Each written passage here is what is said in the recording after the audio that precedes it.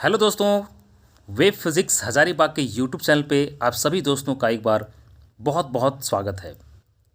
मैं हूं आपका दोस्त उमेश कुमार और आज आपके बीच लेकर के उपस्थित हूं ट्वेल्थ फिज़िक्स का टेस्ट सीरीज़। जी हाँ दोस्तों, जैसा कि आपको पता है कि जैक बोर्ड के द्वारा रूटीन जारी कर दिया गया है और आपका फिज़िक्स का एग्ज़ाम 22 मार्च को है।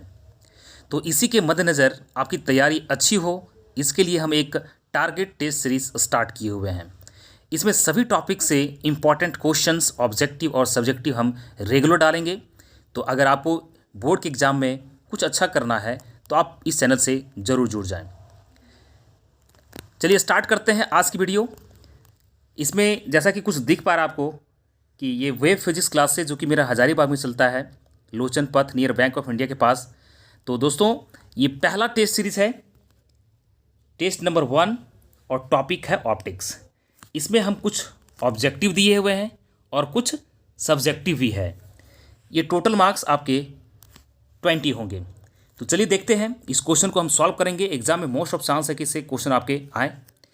तो स्टार्ट करते हैं हम लोग। पहला क्वेश्चन है कि the magnification produced bye a spherical mirror. एक स्फेरिकल मिरर है, उसके द्वारा मैग्नीफिकेशन क्या प्रोड्यूस होगा। तो मैग्नीफिकेशन का फार्मूला होता है दोस्तों, जैसा कि मैग्नीफिकेशन को हम एम लिखते हैं और एम इजिकल्स टू होता है height of object image by height of object, that is H dash by H, और ये होता है वी बाय यू। ठीक है, तो इसका एच डैश बाय एच को ही हम लोग बोलते हैं मैग्नीफिकेशन। ठीक है, जिसको हम एम से रिप्रेजेंट करते हैं, और एम इजिकल्स टू फार्मूला हो जाता है वी बाय यू। ये भी एक फार्मूला है, जिसका राइट आंसर हो जाएगा A number. Right, next question है question number 2, the magnification produced by a plane mirror. दोस्तों आप जानते हैं कि प्लेन मिरर के द्वारा जो इमेज बनता है वो सेम हाइट का बनता है। तो height of image by height of object, that is m equals to h by h dash by h, ये height of image by height of object. तो दोनों अगर सेम टू सेम होगा तो रेशियो क्या हो जाएगा उसका 1, तो इसका राइट आंसर हो जाएगा 1। Next question, question number 3। Question कहता है the focal length and radius of curvature of a plane mirror is. दोस्तों ये बड़ी इंपॉर्टेंट क्वेश्चन है कि कोई भी एक प्लेन सरफेस है तो उसका रेडियस ऑफ कर्वेचर इन्फिनिटी पे होता है। ठीक है, और फोकस जो होता है ये रेडियस ऑफ कर्वेचर का आधा होता है, चूँकि आप जानते हो कि आर जो होता है वो 2f होता है। तो अगर ये आर इन्फिनिटी होगा तो एफ क्या हो जाएगा, r/2। तो आर तो यहाँ पे इन्फिनिटी है, तो एफ भी क्या हो जाएगा, इन्फिनिटी हो जाएगा। तो इसका राइट आंसर हो जाएगा infinity, that is A number. Okay, next question है radius of curvature of a mirror is 20 centimetre, what is its focal length. जैसा कि आप जानते हैं कि फोकल लेंथ का फार्मूला होता है रेडियस का आधा। फोकल लेंथ क्या होता है, रेडियस का आधा। तो ये रेडियस कितना दिया अभी 20/2, इसको डिवाइड करेंगे तो कितना आएगा, ये 10 सेंटीमीटर। ये सब वैसे ही क्वेश्चन जो कि बोर्ड एग्जामिनेशन में आपके पूछे जाते हैं। दोस्तों अगर चैनल पे नए हैं तो प्लीज़ एक बार अपना प्यार जरूर दे दें, आपके लिए मेहनत करते हैं और आगे भी हम करते रहेंगे। नेक्स्ट क्वेश्चन है, तो इसका राइट आंसर क्या हो जाएगा दोस्तों, r is equals to 2f। r is equals to कितना हो जाएगा, वो 2f। ठीक है, सॉरी ये कौन सा 10, इसका राइट आंसर हो जाएगा 10। ये तो बता दिया आपको, बी नंबर होगा चौथा का। और 5 नंबर क्वेश्चन कहता है कि the refractive index is greatest for. Refractive index greatest किसका होगा, रिफ्रैक्टिव इंडेक्स उसी का ज़्यादा होगा जो डेंसर, जो ज़्यादा डेंस होगा। तो इसमें सबसे ज़्यादा डेंस कौन है, पहला ग्लास, दूसरा वाटर, तीसरा एयर और 4th नंबर में आपका डायमंड है। तो आप जानते हैं कि सबसे हार्डेस्ट मटेरियल कौन होता है, डायमंड होता है। तो इसका रिफ्रैक्टिव इंडेक्स सबसे ज़्यादा होगा, तो D number is the right answer. Next question, question number 6, the relation between radius of curvature and focal length of a mirror क्या होता है। अभी तुरंत डिस्कस किए हुए हैं कि आर जो होता है वो आपका 2 टाइम्स ऑफ फोकल लेंथ होता है। तो दोनों के बीच क्या रिलेशन होगा, r इजिकल्स टू 2f, तो पहला ही आंसर हो जाएगा r is equals to 2f। Okay, so right answer is A. Next question, question number 7, refractive index of a medium, मतलब कि म्यू का वैल्यू दिया हुआ है, कितना है, ये √2 दिया हुआ है। ठीक, is √2, what is the value of critical angle. दोस्तों क्रिटिकल एंगल आप जानते हैं कि साइन थीटा सी, यही थीटा सी जो है क्रिटिकल एंगल होता है, और ये होता है 1/μ, जहाँ म्यू क्या आपका है, रिफ्रैक्टिव इंडेक्स है, तो वैल्यू अगर पुट करेंगे तो क्या हो जाएगा 1/√2, है ना। और आप देख सकते हो कि ये 1/sin theta C equals to 1/√2, तो थीटा सी इजिकल्स टू कितना ले सकते हैं हम, साइन इनवर्स 1/√2, मतलब कि ये 1/√2 किसका होता है साइन में, तो 45 डिग्री का होता है। कितने का होता है ये, 45 डिग्री का। तो थीटा सी कितना हो जाएगा, मतलब क्रिटिकल कितना हो जाएगा, 45 degree. So right answer is the 45 degree. कौन सा मैच कर रहा है, इसका राइट आंसर हो जाएगा A number. Okay, next question, the relation between refractive index and critical angle of incidence. दोस्तों अभी तुरंत हम डिस्कस किए हुए हैं कि रिफ्रैक्टिव इंडेक्स और क्रिटिकल एंगल के बीच में क्या रिलेशन है, तो केवल और केवल एक ही रिलेशन है कि sine theta C equals to 1/μ, sorry ये पीछे वैल्यू लिखा गया, sine theta C equals to क्या हो जाएगा 1/μ, यही रिलेशन होता है। तो इसका राइट आंसर कौन सा हो जाएगा, आपको दिख रहा है A number. So A number is the right answer. Sine C, ये क्रिटिकल एंगल को सिंपली सी से भी रिप्रेजेंट करते हैं, तो साइन सी इजिकल्स टू 1/μ। आप साइन थीटा सी लिख सकते हैं, इसको 1/μ होगा, तो इसका राइट आंसर ए नंबर हो जाएगा। नेक्स्ट क्वेश्चन आपका है question number 9, the brilliance of a diamond is due to, मतलब जो आपको चमकता है इतना जो है, ठीक है, वो किसके वजह से, तो उसका राइट आंसर है रिफ्रैक्शन की वजह से ही आपका जो है डायमंड चमका करता है, बहुत चमकीला होता है। ठीक है, लास्ट क्वेश्चन है question number 10, the light year is the unit of.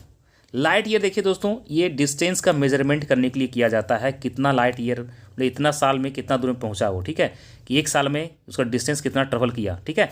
तो ये लाइट ईयर जो है, लाइट के द्वारा जो भी डिस्टेंस ट्रेवल किया जाता है उसका मेजरमेंट होता है, तो ये डिस्टेंस का मेजरमेंट करता है, ठीक है। तो इसका राइट आंसर हो जाएगा ए नंबर। देखिए दोस्तों, ये सारे बहुत ज़्यादा इंपॉर्टेंट है, इसको एकदम नहीं भूलना है, मैं बता दे रहा हूँ आपको, ठीक है, बाद में फिर मत भूलना। अब देखो नेक्स्ट क्वेश्चन आपका है कि ये ग्रुप डी, मतलब कि ये अभी तो सब्जेक्टिव पढ़े, अब क्या पढ़ेंगे हम लोग, ऑब्जेक्टिव पढ़ेंगे। ऑब्जेक्टिव में क्या है, सब्जेक्टिव में पहला क्वेश्चन है, define refraction of light, what are its law, मतलब कि रिफ्रैक्शन को डिफाइन करना है। दोस्तों रिफ्रैक्शन लाइट का एक फेनोमेना है कि ये मान लेते हैं ये फर्स्ट मीडियम है और ये सेकंड मीडियम है। एक रे ऑफ लाइट फर्स्ट मीडियम से आता है, जहाँ पे इंसिडेंट हो वहाँ पे नॉर्मल डालेंगे, और ये दूसरे मीडियम में इंटर कर जाता है, तो क्या करता है, अपने मीन पाथ से डेविएट कर जाता है। तो एक मीडियम से चल करके दूसरे मीडियम में जाता है और अपने ओरिजिनल पाथ से ये डेविएट किया हो जाता है ये। तो लाइट के इस फेनोमेना को हम लोग कहते हैं रिफ्रैक्शन ऑफ लाइट। अब इसका लॉज क्या है, तो लॉज में बता देता हूँ क्या है। पहला लॉ कि अगर रे ऑफ लाइट ऐसे आया और वो ये रिफ्रैक्ट किया यहाँ पे, तो इंसिडेंट रे, रिफ्रैक्टेड रे और ये नॉर्मल, ये सारे एक ही प्लेन में होंगे, सारे क्या होंगे, एक ही प्लेन में होंगे। ये फर्स्ट लॉ कहता है। सेकंड लॉ इसका कहता है कि अगर एक रे ऑफ लाइट एक मीडियम से चल के दूसरे मीडियम में गया, इसका रिफ्रैक्टिव इंडेक्स μ1, इसका रिफ्रैक्टिव इंडेक्स μ2, इसको एंगल ऑफ इंसिडेंस I और इसको नॉर्मल के साथ जो एंगल बनता है वो रिफ्रैक्शन एंगल बोलते हैं, उसको R बोलते हैं। तो sine I product of refractive index of first medium, मतलब कि μ1 इंटू वहाँ का एंगल क्या होगा, साइन ऑफ इंसिडेंट एंगल, तो साइन ऑफ I, ये इक्वल होगा refractive index of second medium into वहाँ का एंगल, मतलब कि साइन R। सेकेंड मीडियम क्या बन रहा है, साइन R बन रहा है। तो इसको जो है अगर हम दोनों को सॉल्व करें तो इस रेशियो को, ये दोनों के रेशियो जो आएगा उसको हम कहते हैं क्या बोलेंगे उसको हम लोग, वो जो आएगा एक कांस्टेंट आएगा, मतलब कि आप कह सकते हो कि sine I by sine R, यह एक कांस्टेंट आएगा। और कांस्टेंट क्यों आएगा, चूंकि यहाँ पे दोनों को डिवाइड करेंगे, डिवाइड देख लीजिएगा तो यहाँ पे आएगा μ2/μ1। तो μ2/μ1 को ही हम क्या बोल रहे हैं, μ2/μ1 को क्या बोल रहे हैं हम, कांस्टेंट बोल रहे हैं, ठीक है। μ2/μ1 डिवाइड कीजिएगा तो ये आएगा, ठीक है। तो इसी को हम ये इसका ये क्या हो गया, सेकंड लॉ हो गया। तो फर्स्ट लॉ हुआ कि इंसिडेंट रे, रिफ्रैक्टेड रे और नॉर्मल, ये तीनों एक ही प्लेन में होंगे। और दूसरा कहता है कि the ratio of sine of angle of incidence to the sine of angle of refraction, ये एक कांस्टेंट होगा, ये इसका सेकंड लॉ कहता है। ओके, तो आई थिंक कि आप अच्छे से समझ गए होंगे। दूसरा क्वेश्चन कहता है क्वेश्चन नंबर 12, ठीक है, define TIR, drive an expression for critical angle. देखिए दोस्तों, आपको डिफाइन करना है कि टोटल इंटरनल रिफ्रैक्शन क्या होता है, टोटल इंटरनल रिफ्लेक्शन यहाँ पे होगा। ठीक है, देखिए एक फेनोमेना है, एक मान लेते हैं कि सोर्स ऑफ लाइट है, ये एक रे ऑफ लाइट यहाँ पे गया, जहाँ पे टकराया वहाँ पे हम क्या करेंगे, एक नॉर्मल डालेंगे, तो ये सेकंड मीडियम है। लेकिन कंडीशन यहाँ पे क्या है कि ये मीडियम जो होगा वो डेंसर होगा और दूसरा मीडियम आपका रेयर होगा। तो डेंसर से जब रेयर जाएगा तो नॉर्मल से क्या होता है, वो दूर भागता है, उसको जाना चाहिए था सीधा, बट सीधा नहीं जाएगा, क्या करेगा वो रिफ्रैक्ट कर जाएगा। तो ये एंगल ऑफ रिफ्रैक्शन हुआ। एक दूसरा रे जाएगा यहाँ पे, जहाँ टकराया वहाँ भी नॉर्मल डालेंगे हम। तो ये कंडीशन होता है कि जो रिफ्रैक्टेड एंगल है वो क्या हो जाएगा, 90 डिग्री हो जाएगा। तो जिस समय एंगल ऑफ रिफ्रैक्शन 90 डिग्री हो जाएगा उस समय एंगल ऑफ इंसिडेंस को हम कहते हैं क्रिटिकल एंगल। ठीक है, और इसके बाद जितने भी रेज आएंगे वो क्या, वो एंगल ऑफ इंसिडेंस क्या होंगे, वो एंगल ऑफ इंसिडेंस इस क्रिटिकल एंगल से बड़े होंगे और सारे के सारे आपके रिफ्रैक्ट कर जाएंगे सेम मीडियम में, रिफ्लेक्ट कर जाएंगे सेम मीडियम में। तो this phenomena of ray of light की when air ray of light coming from denser medium and back to the same medium after the incidents at the interface it will be returned to the same medium. This phenomena of light is known as what, total internal reflection. अब इसके लिए condition क्या है, condition ही मैं बता देता हूँ कि कंडीशन क्या होता है। ठीक है, तो कंडीशन ये है कि पहली बात कि उसको डेंसर से कहाँ जाना होगा, रेयर की तरफ जाना होगा। ठीक है, दूसरी बात क्या है कि जो रे जा रहा है उसका angle of incidence critical angle से बड़ा होना होगा। क्रिटिकल एंगल से क्या बड़ा होना करना होगा, वो बड़ा होना होगा, मतलब angle of incidence critical angle से बड़ा होगा। क्रिटिकल एंगल क्या होता था कि वो एंगल उसका जो है वो 90 डिग्री हो जाता है टोटल, और रिफ्रैक्टेड रे इस इंटरफेस के अलोंग चल जाता है। ठीक है, तो जो भी रे अब जो रे जाएगा उसका angle of incidence critical angle से बड़ा होना होगा, तभी वहाँ पर total internal reflection takes place होगा। ओके, तो यहाँ पे एक्सप्रेशन ड्राइव करना वही स्नेल्स लो यहाँ पे लगा देंगे। कैसे लगेगा, sine I is equals to sine 90।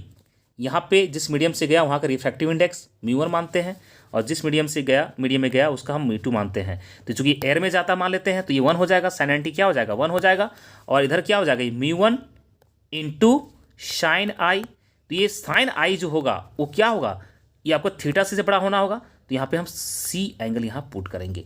ठीक है, तो इसको ये नीचे चला जाएगा, वो तो हो जाएगा 90 का वैल्यू 1 हो जाएगा, तो sine theta C is equals to 1/μ।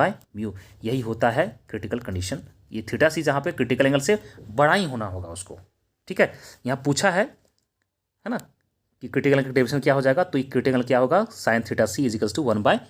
देखिए दोस्तों, थोड़ा सा यहाँ लिखना परेशानी होता है, लेकिन कि मैं सारे जितने भी इंपॉर्टेंट टॉपिक्स हैं आपके एग्जाम से पहले सारे इंपॉर्टेंट टॉपिक का हम बोर्ड पे बाय फिगर मेरा फेस देख पाएंगे, मैं सारा का सारा बनाऊंगा और टोटल मैं अपलोड करूंगा। इसलिए अगर चैनल पे आप नए हैं तो प्लीज़ एक बार चैनल को सब्सक्राइब कर दें, अपने दोस्तों में शेयर करें। इसमें मैं बहुत सारा टेस्ट लाने वाला हूं।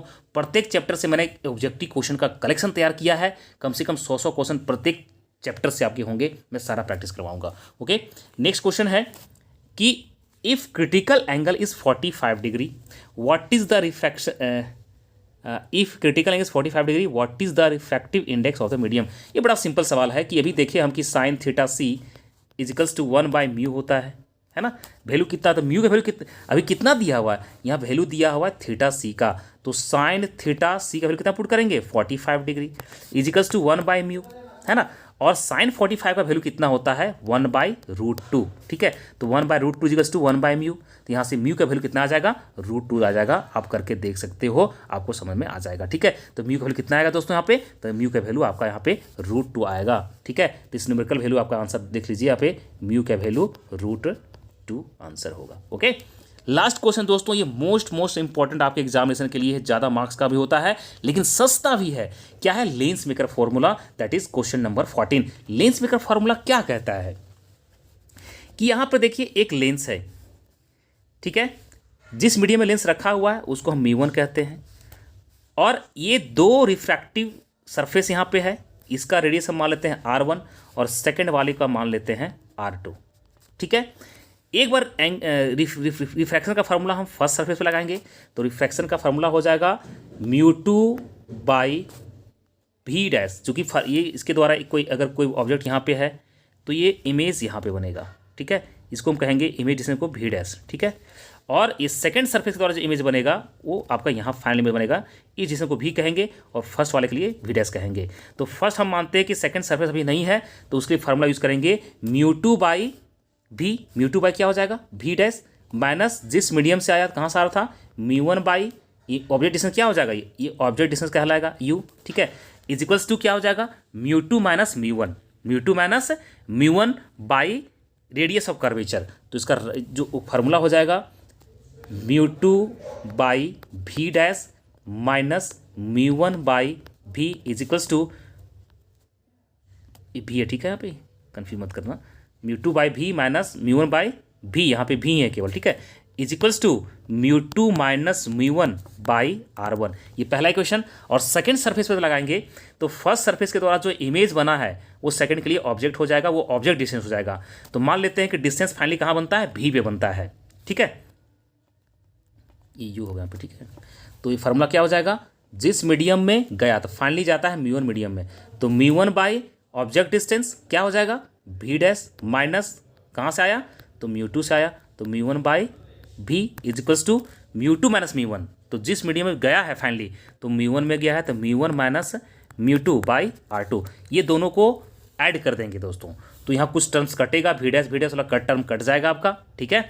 तो यहाँ फाइनली आपका इक्वेशन आएगा, मैं बता देता हूँ, ये 1 by F is equals to μ2 by μ1 minus 1 into 1 by r1 minus 1 by r2। यही आपका लेंस मेकर फार्मूला है दोस्तों। मैं वादा करता हूं कि इसको बहुत बेहतर तरीके से बना करके आपको मैं फिर से इस चैनल पे मैं अपलोड करूंगा, आप लोग चैनल को जरूर विजिट करें, ओके। तो ये हो गया आपका लेंस मेकर फार्मूला, ठीक है दोस्तों। अभी आपके एग्ज़ाम अच्छे हो, आपका मार्क्स अच्छा आए, इसके लिए हजारीबाग में अपना सेंटर पे, जो कि मेरा सेंटर आप देख पा रहे होंगे, ये नियर बैंक ऑफ इंडिया लोचन पथ मटवारी हजारीबाग में मेरा अपना सेंटर है वेब फिजिक्स क्लासेस के नाम से। यहाँ पे क्रैश कोर्स चल रहा है। ये क्रैश कोर्स का टाइमिंग भी यहाँ मेंशन किया हुआ है, आप देख सकते हैं 11th का 2 टाइम दिया हुआ है और 12th का भी 2 टाइम है। वैसे विद्यार्थी जो क्रैश कोर्स को ज्वाइन करना चाहते हैं, ये फ्री ऑफ कॉस्ट चल रहा है, सिर्फ आपको रजिस्ट्रेशन चार्ज 100 पे करने होंगे, बाकी कुछ नहीं। इसमें टेस्ट होंगे, असाइनमेंट होंगे और क्लास एकदम गर्दा उड़ा के चल रहा है, धिनचाक वाला क्लास चल रहा है। तो दोस्तों अगर क्लास को ज्वाइन करना चाहते हैं तो आप एक बार जरूर संपर्क करें, यहाँ पे कॉन्टैक्ट नंबर भी दिया हुआ है। तो आई होप कि आपको ये सेशन बहुत ही अच्छा लगा हो। अगर और भी आगे कुछ बने रहना है तो प्लीज़ एक बार अपना प्यार, एक बार चैनल को लाइक जरूर करें, अपने दोस्तों में शेयर करें। दोस्तों मैं फिर मिलूंगा नेक्स्ट वीडियो में, तब तक के लिए जय हिंद, जय भारत, वंदे मातरम।